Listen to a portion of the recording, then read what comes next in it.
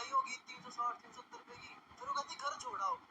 यार 370 रुपए लगे हैं, मैं वसूल तो करूंगा मैं।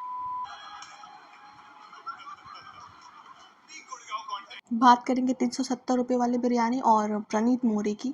तो प्रणीत मोरे को तो आप लोग जानते ही होंगे, और जो लोग नहीं जानते उनको बता दूं कि ये बिग बॉस 19 में नज़र आ चुके हैं और ये एक स्टैंड अप कॉमेडियन है।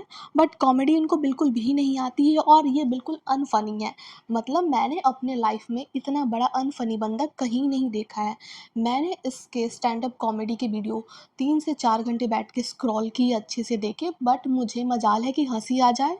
मुझे एक जगह भी हंसी नहीं आई इसकी कॉमेडी, इसकी वाहियात बातें सुन के। एंड ये ट्राई बहुत करता है फ़नी होने की, बट इसकी जो ऑडियंस आती है ना इसका शो देखने, वो इससे ज़्यादा फ़नी होती है।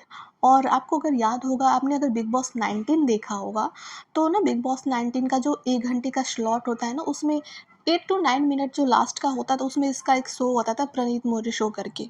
और 8 से 9 के बीच में जो टाइमिंग है, उसमें इसका मेन फ़ोकस होता था लड़कियों पे मिसोजिनिस्ट कमेंट पास करना, उनको बॉडी शेम करना, लुक शेम करना और उन पे ना भद्दे-भद्दे टिप्पणियाँ करना।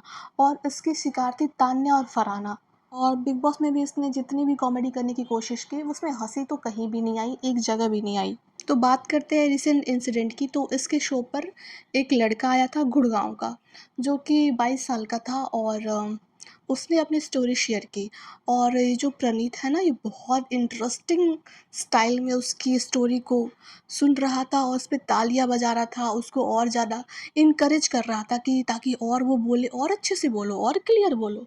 ऐसे कर करके स्टोरियाँ और निकलवा रहा था उससे, और वो बंदा और ज़्यादा मैनिपुलेट होके अपनी बकवास बातें कर देता है।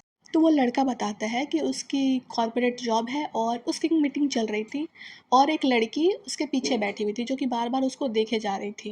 देन वो लड़का बोलता है कि उसकी एज 22 साल है और उस लड़की की एज 27 साल के आसपास थी। और उस लड़के को ना उसकी लैंग्वेज में अपने से बड़ी उम्र की लड़की को पेलने का बहुत शौक था। तो वो उसको अपनी बाइक पे बैठाकर कहीं ले गया, काइंड ऑफ रेस्टोरेंट वगैरह में ले गया। और वहाँ पे उसने लड़की से पूछा कि क्या खाओगे, तो लड़की ने बोला कि चलो बिरयानी खा लेते हैं। तो उन दोनों ने बिरयानी खाया। तो फिर ये लड़का बोलता है कि बिरयानी आई होगी कुछ 360 370 रुपये के आसपास की। तो बिरयानी खा के लड़की बोलती है कि चलो अब मुझे घर छोड़ दो। तो फिर मैंने बोला कि भाई ऐसे कैसे घर छोड़ दूँ बिना वसूली किए। तो आप इस लड़के का माइंडसेट देखो। तो ना इस तरीके के जो लड़के होते हैं उनकी मेंटलिटी होती है कि जो लड़की होती है ना, कोई भी लड़की हो, प्रोस्टिट्यूट होती है, और अगर हम लड़की पे कुछ भी पैसे खर्च कर रहे हैं ना, तो उसको वसूलना ज़रूरी है। क्योंकि प्रोस्टिट्यूट को हम पैसे देते हैं ना, तो उनसे कुछ तो चाहिए होता है हमें। तो ये जो लड़की है ये भी वैसे ही है, तो इनके लिए हर लड़की समान होती है। तो मैं ये कहना चाहती हूँ ना कि अगर इनके माँ बहन को अगर कोई कुछ पैसे के बदले में अगर ऐसा डिमांड करे या ऐसा वो मन में सोचे भी, तो इनको कैसा लगेगा। वो लड़का आगे बताता है कि वो उस लड़की को पार्क में ले जाता है और अपना 370 रुपये वसूल कर लेता है।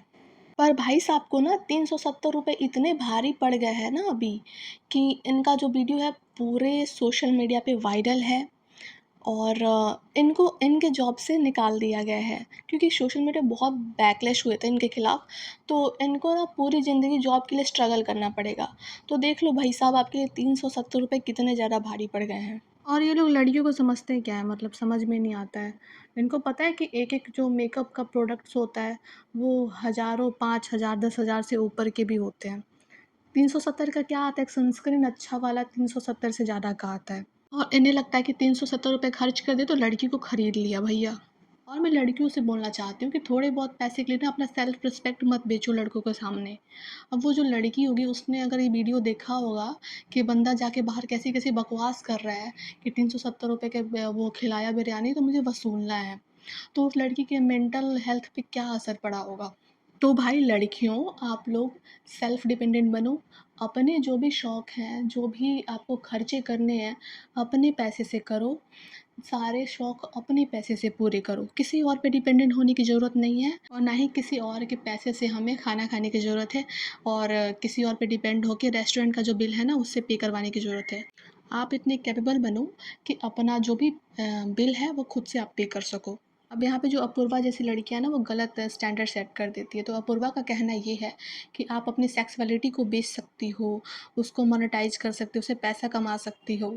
तो ये रियल वुमेन एम्पावरमेंट नहीं है। असली वुमेन एम्पावरमेंट है कल्पना चावला, अभी हमारी जो राष्ट्रपति है द्रौपदी मुर्मू वो है, और कितनी सारी जो औरतें हैं वो नेवी में काम करती है, आर्मी में काम करती हैं, जो स्पोर्ट्स में ओलंपिक्स में हमारे देश के लिए मेडल लाती हैं। ये सभी जो लड़कियां हैं ना वो असली वुमेन एम्पावरमेंट की मिसाल है, और हमें इनसे सीखने की ज़रूरत है, ना कि जो बैड इन्फ्लुएंस करता है उससे सीखने की ज़रूरत है। So that's it for today, और let me know your thought in a comment section. Channel पे नए हो तो सब्सक्राइब करके जाना, and bye, thanks for watching.